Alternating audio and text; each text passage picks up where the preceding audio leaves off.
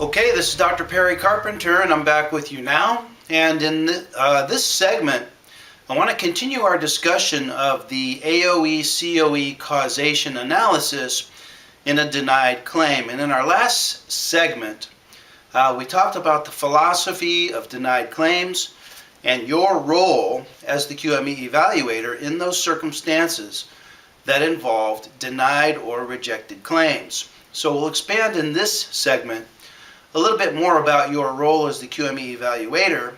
And in this segment, I want to give you an algorithm or a sequence of thinking or a sequence of interview questions that you can use during the face-to-face evaluation to help you arrive at your ultimate opinion and or conclusion, either for an industrial injury or against an industrial injury. And before we get into that, let me just establish a principle that's going to serve as a recurring theme as we go throughout this discussion. And that is, I want you to always ask yourself when you're face-to-face with an injured worker, when you're writing your report, when you're reviewing records, really this applies to all aspects of your evaluation. Always ask yourself, what's truly objective here? And this is a question that will serve you in so many ways. For example, during your physical examination, you can ask yourself, what's truly objective here? See, as qualified medical evaluators, we're constantly faced with a barrage of information. And that information takes two forms: subjective information and objective information. Well, when you're face-to-face with your injured worker and you're discussing the occurrence or non-occurrence of an industrial injury, and you're discussing the mechanism of injury that reportedly caused the industrial injury, and when you're talking about the subsequent symptoms that your injured worker is being plagued with as a result of an industrial injury, you are going to be hearing from them the subjective side of the story. Always ask yourself, what's truly objective here? And it ultimately comes down to a comparison, a Ben Franklin check sheet of comparison of subjective information against objective information. And when it comes time to render your opinion for or against industrial causation, it simply comes down to which set of information you believe carries with it the greater convincing weight. Does the examinee's subjective testimony outweigh the objective facts in your opinion, or do the objective facts, objective documents, objective reports from doctors outweigh the examinee's subjective statements? Always ask yourself, what's truly objective here? That's a question that will serve you in innumerable ways as you go throughout your evaluation. And I'll give you some illustrations of that here in this example. So let's set the stage here.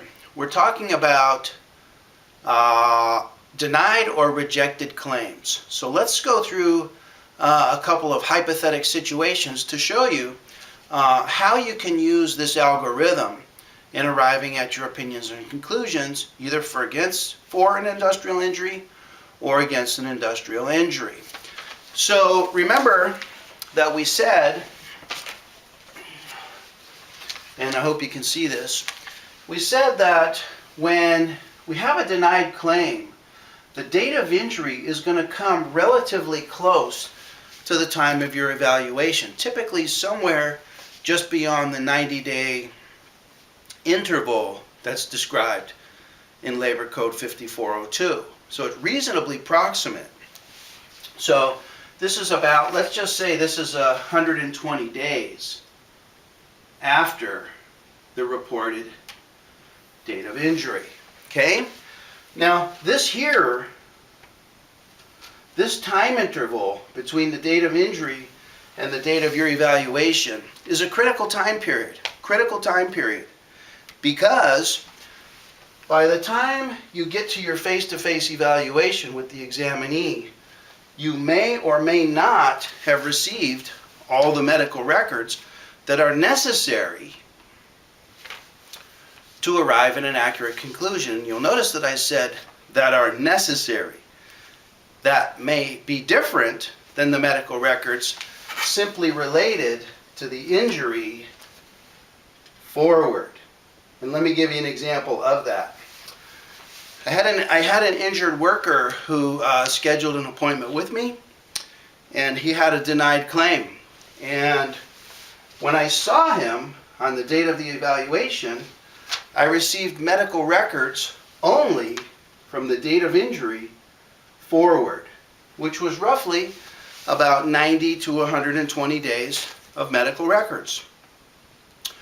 Well, when I evaluated him here, and I questioned him about his medical history, he said some things to me that I accepted as true, because there was nothing in the medical records from the date of injury to the date of my evaluation that contradicted his testimony. So on that basis, and without any evidence to the contrary, I accepted his claim for an industrial injury, and I put my signature on that report to authenticate and to indicate that, in my opinion, the symptoms that he was reporting were consistent with an industrial injury the way that he described it to happen, and I opined for FOR, an industrial injury. Okay? Now, after my evaluation, he then went on to receive medical treatment, total temporary disability for up to almost 2 years. He ultimately had a surgical fusion of C6, C7 of the cervical spine, all under the workers' compensation claim.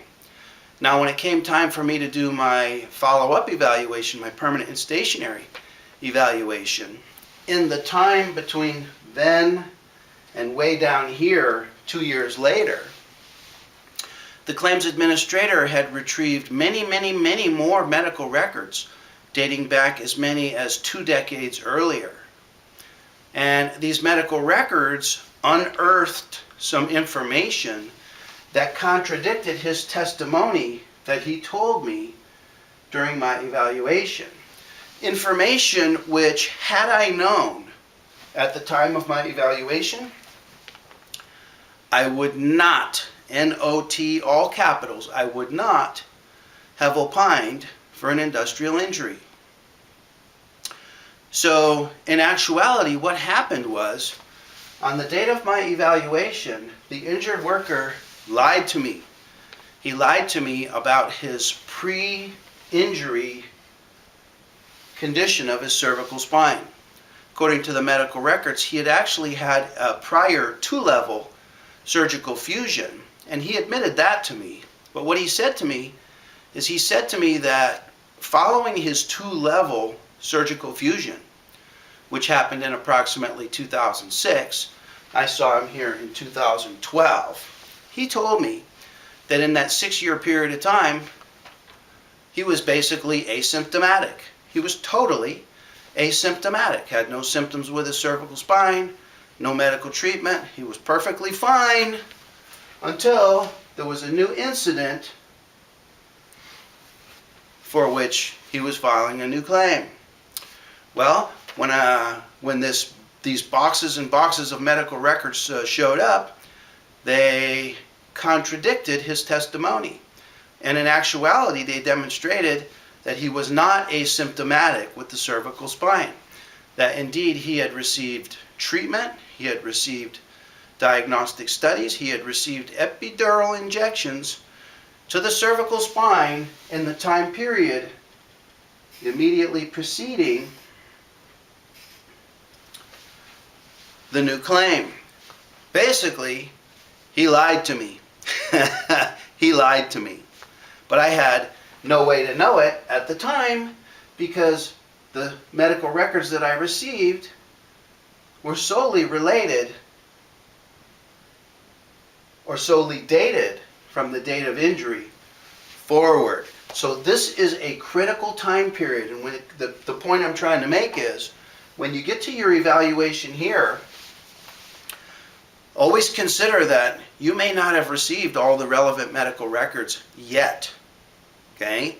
There may be hidden medical records dated way back that are on their way to you that could impact your decision and your conclusion. So be extremely careful and extremely thorough when it comes time to your evaluation. Let me give you another example about how critical this period of time is and how critical the medical records are in helping you arrive at your opinions and conclusions regarding your evaluation. Had another examinee who, by the time we got to the evaluation here, about 120 days had passed, and this was a denied claim. Well, by the time of my evaluation, I had yet to receive any medical records at all. Not a single medical record came. So when I met him on the day of the evaluation, the only facts and testimony that I was aware of was the testimony that he gave me during our face-to-face evaluation. Okay? Well, 1 to 2 days later after my evaluation, in started to come the medical records. And the medical records told a completely different story than what he told me. What he told me was that he was a door-to-door salesman for Comcast, selling subscription services for internet and bundled TV services. And one day he stumbled on a curb and tweaked his knee. Well, he went home at the end of his shift, he went home as he normally did. He got up the next day and his knee was worse. He went to work and he attended a strategy meeting at work, and he never mentioned the injury or incident to anyone. But later on in that same day, he went to Kaiser, his primary care physician. He went on a non-industrial basis to his primary care physician and got worked up for his knee. Okay? And Kaiser took him off work. Well, after Kaiser took him off work, he then called the employer to report that the day before he injured his knee and that he wanted to file a claim for workers' compensation. Okay, got the story? Well, when the medical records came in the days after my evaluation, the medical records here from Kaiser told a completely different story. The medical records from Kaiser indicated that he had had knee pain for about 3 to 4 days, not just one day, as he told me. Had pain for 3 to 4 days since returning from vacation in New Orleans, where he ate a lot of gumbo. So it seems that the primary care physician was perhaps concerned that this examinee may have had some form of arthritis, perhaps gout, that was aggravated by eating a lot of gumbo. Subsequent records from Kaiser in the days following the first visit suggested similar things, that he had had an increase in knee pain since returning from New Orleans, where he did a lot of walking. They suggested that he goes to the gym and exercises vigorously 4 to 5 days a week. And there was no mention at all in any of the records from Kaiser that he stumbled on a curb. Okay? So, 2 totally different stories. One story in the medical records, completely different story from the examinee. So, on the basis of the new records from Kaiser, I asked myself, what's truly objective here? What's truly objective? Did you just return from New Orleans? Yes, I did. That's an objective fact that's corroborated and duplicated in the medical records. Did you eat a lot of gumbo in New Orleans? Yes, I did. I love gumbo. Did you do a lot of walking in New Orleans? Yes, I did. We did a lot of sightseeing and I was on my feet. What's truly objective? What's truly objective, on the one hand, are the medical records from Kaiser that suggest non-industrial causes for knee pain and no mention at all of an industrial incident. The only indication of an industrial incident was his subjective statements, which came on the date of our evaluation without the benefit of any medical records. So I asked myself, what's truly objective here? And all the objective information seemed to suggest that his knee pain was flared up during his vacation in New Orleans. And in this case, I opined against an industrial injury. In the first case, remember the first case with the cervical spine case, I opined for an industrial injury, and the examinee went through entire 2 years. 2 years of total temporary disability, 2 years of medical treatment, including expensive neck fusion surgery, when in fact it turned out that my opinion for an industrial injury was incorrect. He lied to me. He lied to me, and on the basis of that mistruth, I opined for an industrial injury that he actually did not qualify for. On the second case, the New Orleans case, I opined against an industrial injury, and we stopped the process right at that point. Okay? So this is a critical time period, and I ask you, when you get to the evaluation, just consider the fact that you may not have received all the information that is out there regarding your examinee and their medical history. Okay, critical time. So now let's go back to the evaluation now. And let me give you a couple of considerations that will help you in opining either for or against an industrial injury. Now I want you to know that this is an important decision. I recognize that.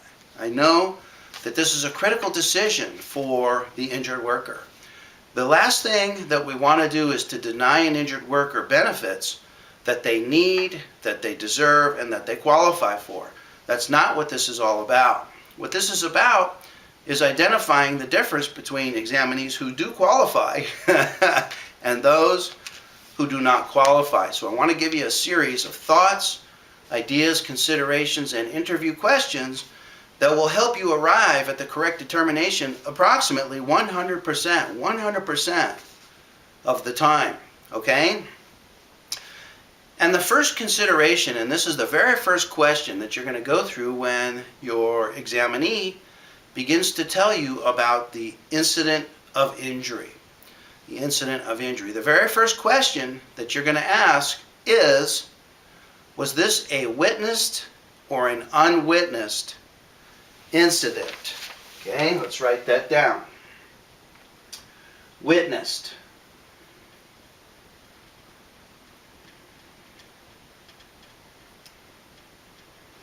Okay?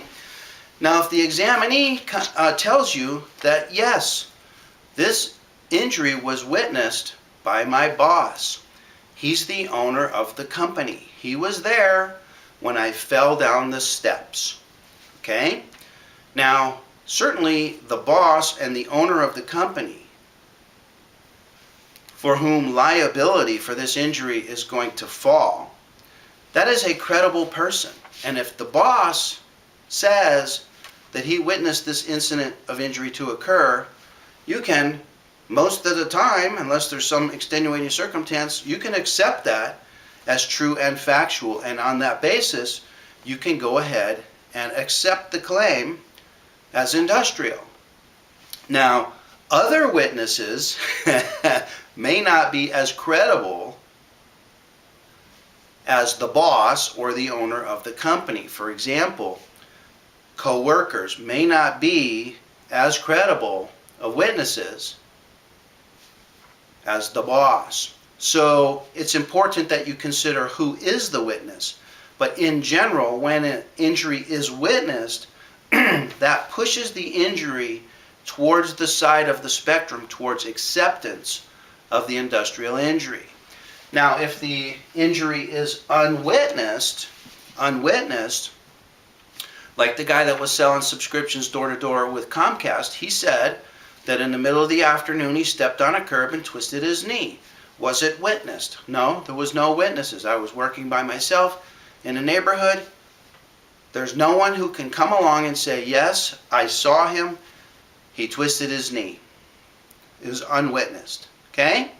Now, in the situation where the incident is unwitnessed, then the occurrence or the non-occurrence of an industrial injury becomes a question of fact. A question of fact. It's not a medical determination, it's a question of fact.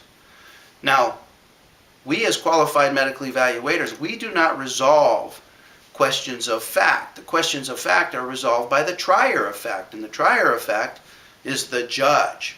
But as qualified medical evaluators, our job is not done in these unwitnessed cases. We still have some work to do, and we still have to provide our opinion as to whether or not, in our opinion, number one, the examinee has a bona fide condition, and number two, if he has a bona fide condition, is it possible that that condition could be due to the incident of injury the way he described it to have occurred? Is it possible that that knee pain, that knee tweak, could have been caused by a misstep on a curb the way he said that it happened? We still have to provide our opinion. But in the case of an unwitnessed incident, we have work to do. If it's a witnessed incident and the witness is credible, our work could be over. If the witnesses are not as credible, we still need to continue working. Okay? The next question is the timeline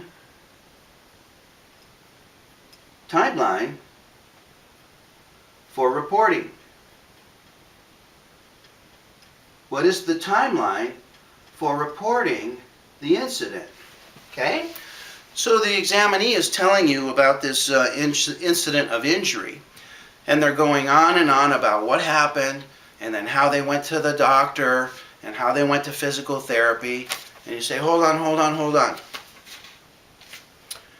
When the incident occurred, did you report it? When did you report this? First of all, did you report this? No, I didn't report it. You didn't report it. Okay? When did you report it? Well, I thought the condition was going to go away. I didn't think much of it, and it didn't go away, so I realized that I have to report it, and I reported it for the very first time to my boss 2 weeks later.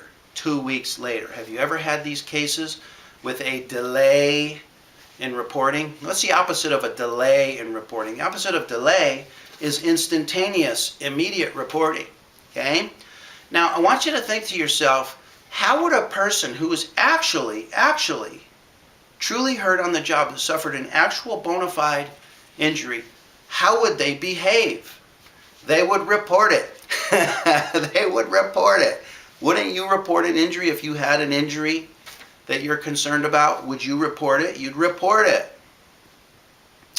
A delay in reporting is a red flag. Imagine someone coming to your house and working on your gutters, cleaning out your gutters. And then you pay them for the gutter job, they leave, and 2 weeks later they come back and they say, when I was here 2 weeks ago, I didn't tell you, but I didn't think I should tell you, but I hurt myself here. What are you going to say? You're going to say, well, where have you been for the last 2 weeks? That's 14 days ago. That's 14 commutes to and from work. That's X number of trips to the gym if they work out. That's 5 soccer matches if they're on the recreational soccer league or tennis league or basketball league. Or that's 2 bike rides on the bike trail over the weekend. In other words, a lot of things happen in 14 days. You tell me you're coming back here and telling me that you think you hurt yourself on my gutters? You get the point?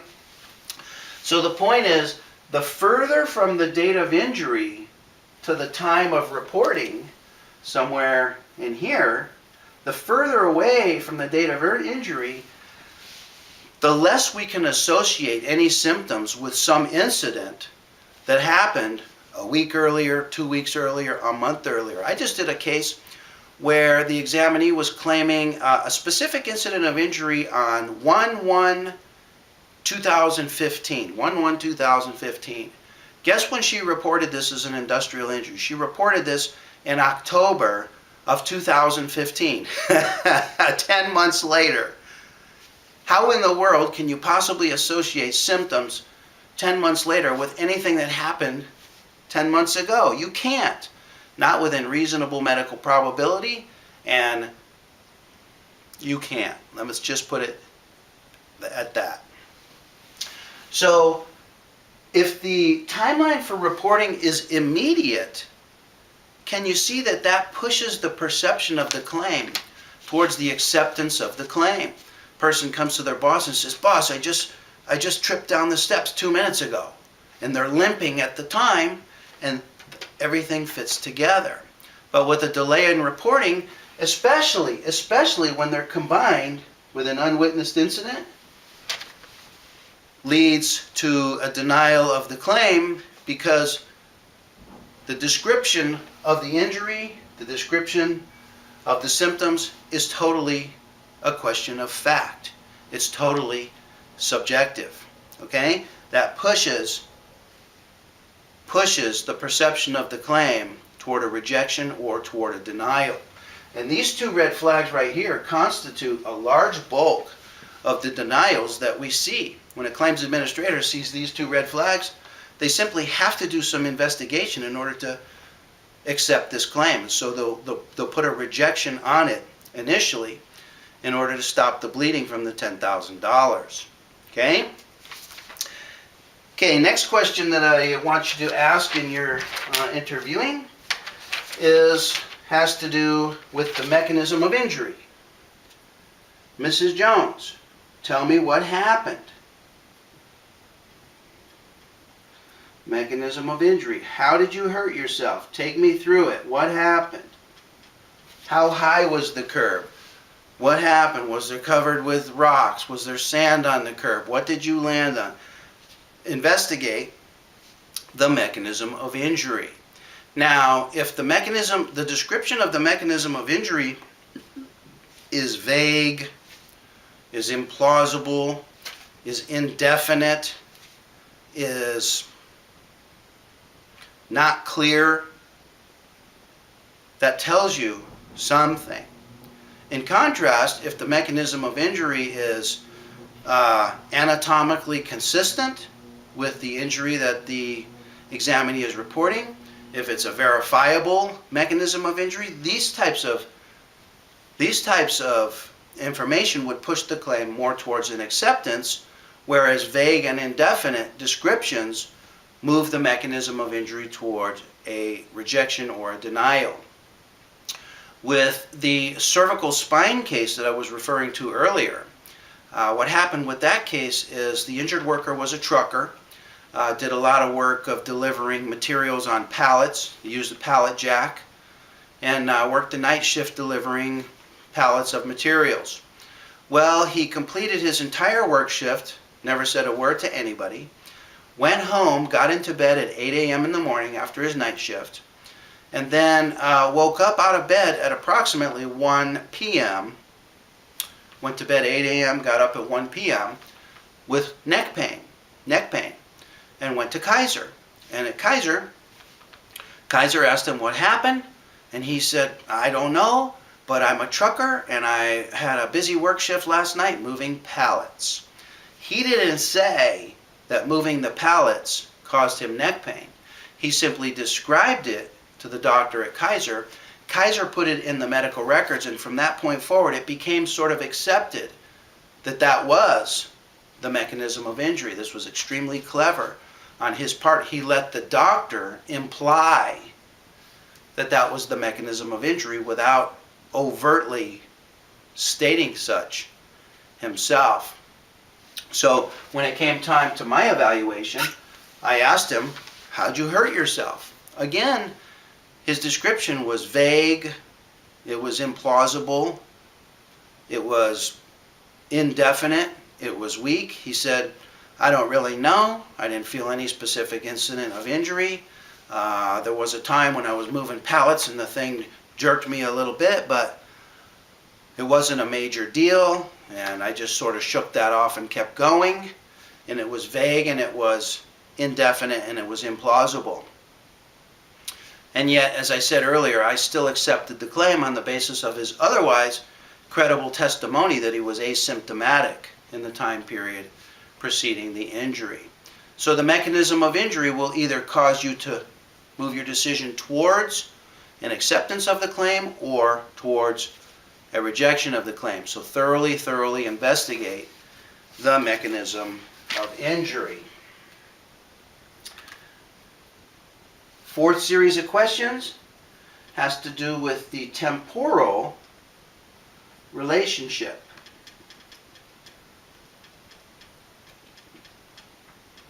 Temporal relationship. Temporal relationship has to do with the time relationship. Temporal comes from the word like temporary, meaning time. The time relationship of, number one, the onset of symptoms. The closer in time that the symptoms set in, the closer to the date of injury that the symptoms set in, the more likely it is that those symptoms are associated with the incident the way that the examinee described it. The further away from the date of injury that the symptoms set in, the harder it becomes, not impossible, but the harder it becomes to associate those symptoms with any incident that happened at some time removed from the date of injury. And I made two references to that already. I talked about the guy who comes back from cleaning your gutters 2 weeks later and says that the symptoms he's having today are due to an incident that happened 2 weeks ago, or the person who claimed industrial injury on 1/1/2015 who reported those symptoms on 10/2015, October 2015. I recently reviewed another case where a park maintenance worker was pushing a wheelbarrow along a sidewalk, and the wheelbarrow went off the edge of the sidewalk, and he fell off the edge of the sidewalk and scraped himself up. And 1 month later, 30 days later, he showed up at Kaiser reporting symptoms as a result of the incident 1 month earlier. 30 days removed from some incident. Now, a lot of things take place in 30 days. And so the closer in time that the symptoms set in to the date of injury, the more credible and the more towards an acceptance of the claim. The further away from the date of injury, the more difficult it becomes to associate within reasonable medical probability, the more difficult it is to associate those symptoms with any incident. Okay? Same thing has to do with first medical treatment. So we're talking about the temporal relationship of the onset of symptoms and the temporal relationship of the first medical treatment. Again, if the first medical treatment is not for a month, 2 months later, after the report of the incident, the harder it is to associate those treatments with any incident that occurred at some time removed, perhaps even 30 days earlier from the date of injury. Okay? So the temporal relationship is critical. Always inquire about the first onset of symptoms and the first medical treatment. And ask yourself, how would someone who's truly injured, have you ever been truly injured? When you're truly injured, what happens? You usually have symptoms right away, and you usually receive medical treatment right away. If not right away, then when? When? Next day, 2 days later, even the most stoic among us, when we realize that, hey, this is a problem, we go in for medical care. Now, of course, there are exceptions to this. But remember, we're dealing here with denied claims that already have red flags associated with them. Many times this is the red flag. The person does not go for treatment until a month later, and now they're filing a claim because they report an incident that happened 30 days earlier. It's simply a stretch. It's simply a stretch. And ask yourself, how would someone who's truly injured behave? This behavior of waiting for treatment is a red flag, and it usually results in the claims examiner putting a denial stamp on the claim. Okay? And then finally, when you go through these questions, and let's say you're still uncertain. We have a witnessed incident. They reported it within a reasonable time frame. The mechanism of injury seems to be plausible. They went for medical treatment reasonably close to the date of injury. What's your role now as a qualified medical evaluator? Remember, despite all these things, the claims examiner has still denied or rejected the claim. What's your role? What's your role? Your role as a medical evaluator is to determine if they have a bona fide, if all of these things in your opinion add up, if the mechanism of injury seems reasonable and anatomically consistent, you can opine that in your opinion that the symptoms that Mrs. Jones reports today, on the date of your evaluation, the symptoms that she reports are consistent with the mechanism of injury that she described it, and in your opinion are due to the industrial injury the way that she described it. And that's all you can do. And then they now have, claims administrator now has a medical determination, and they can choose to either accept the claim or to continue to reject the claim and let the dispute be resolved by the trier of fact, which is the judge. And the judge may look at your medical determination and use that in arriving at his decision, either for or against an industrial injury. Okay? And that's the very best that you can do. You can't come right out and say that the symptoms are due to the industrial injury or the symptoms are not due, but that it's possible that they could be due, or in your opinion they are probably likely not due to the industrial injury. And again, always ask yourself, what's truly objective here? In the case of the Comcast salesman door to door, what's objective? What was objective in his case? What was objective is that it was an unwitnessed incident. What's subjective is that there was a delay in reporting. Not only did he not report it on the day that it occurred, he didn't report it the next day when he was at the premises going through a strategy meeting, a sales meeting at the company. He didn't report it until later on in the afternoon after he went to Kaiser the next day. Doesn't that seem a little odd? Wouldn't that be considered a red flag? That's truly an objective finding in this case. The mechanism of injury, of tripping on a curb, seemed to be slightly implausible, that would cause him to be continuing to have pain in his knee greater than 120 days after the date of injury. Turned out x-ray studies show that he had severe degenerative change of his knee. He was a former college football player. He was a 45-year-old man at the time, and he had advanced and severe degenerative change of his knees from the trauma of all that football. A truly objective fact. Mechanism of injury seemed weak for symptoms 120 days later. The temporal relationship seemed to be related. He sought treatment within the very next day. So that was plausible. But there was contradictory medical records that said, in fact, he had probably been suffering from knee pain for 3 or 4 days since returning from New Orleans. I did find bona fide condition of his knees. As I said, there was severe and advanced degenerative change. But even though there was a bona fide condition, okay, this is the type of cases that we get. Generally are the ones that there are a bona fide condition. There is a bona fide condition. Okay? I opined that there was not sufficient evidence to opine for an industrial injury, but on the contrary, there was abundant medical record information that seemed to suggest that he injured his knees while in New Orleans. Okay, with the other case, the cervical spine case, what did we have? We had an unwitnessed incident. He simply went home from work and got into bed. He didn't even say that there was an incident.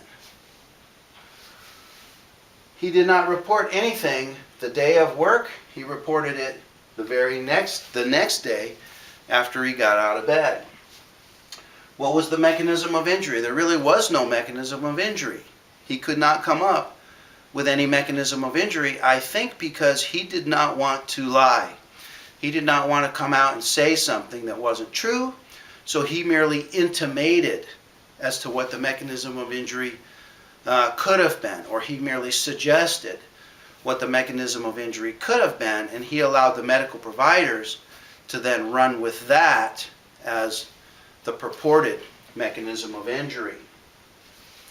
Temporal relationship, the onset of symptoms and the seeking of medical care was reasonably temporally related because he did go to receive medical care the very next day.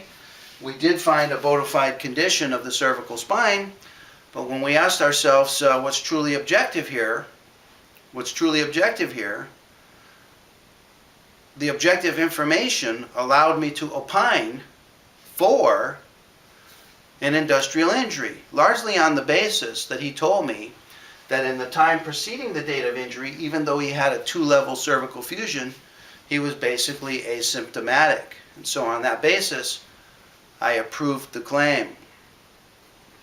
It wasn't until later that new medical records showed that in fact, prior to the date of injury, he was not asymptomatic, and in that case, I made an error.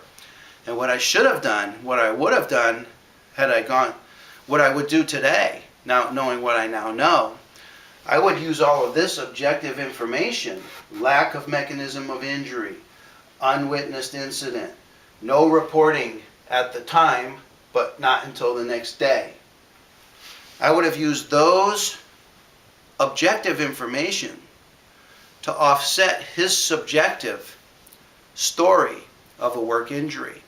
And I would simply say, unless there is additional evidence to cause me to modify my opinion, I don't have sufficient information to approve this claim. Okay? I used to do it in reverse. I used to say, absent evidence to the contrary, I accept Mr. Jones's testimony as the way it happened. And that's what I did the first time until I found out 2 years later that we spent unnecessary amounts of benefits when the examinee actually lied. Okay? Okay. So let's wrap up today's discussion. The causation analysis in a denied claim is a specific and unique subset of the cases that we see. These are cases that we see under Labor Code 4060. Under Labor Code 4060, we're called upon to make a medical determination as to whether or not an industrial injury is compensable or not. In those cases, our role is very specific, very specific. It's to evaluate the injured worker and identify, number one, does a bona fide condition exist? Is there a bona fide medical condition? If a bona fide medical condition does not exist, then if an injury occurred, it's now resolved and the case can be closed. If a bona fide condition does exist, is it possible that that condition could be due to the incident of injury the way that the examinee described it to have occurred. If those match up in your opinion, you can then provide your opinion on the causation, and then you can provide your opinion on all other matters as well. You can give recommendations as to the further medical care. You can give recommendations for further diagnostic studies, just as you would in your other evaluations under Labor Code 4061 and Labor Code 4062. So doctors, I hope this helps you. I hope this gives you some philosophy about denied and rejected claims. And I hope this gives you a pattern and an algorithm of thinking and an algorithm of questioning that will help you arrive ultimately at an opinion and conclusion that's actual, that's factual, that's true, correct, and provides the injured worker with the benefits that they're truly entitled to. So I hope this helps you, and I hope you implement this into your very next evaluation. I know you'll sleep a lot better knowing that your decision-making process is clearer and more accurate, and that you're truly doing the right thing for all parties involved. So this is Dr. Perry Carpenter. I want to thank you for joining me on today's video. Look forward to being with you on future videos. And for now, I'm wishing you best success in your career as a qualified medical evaluator.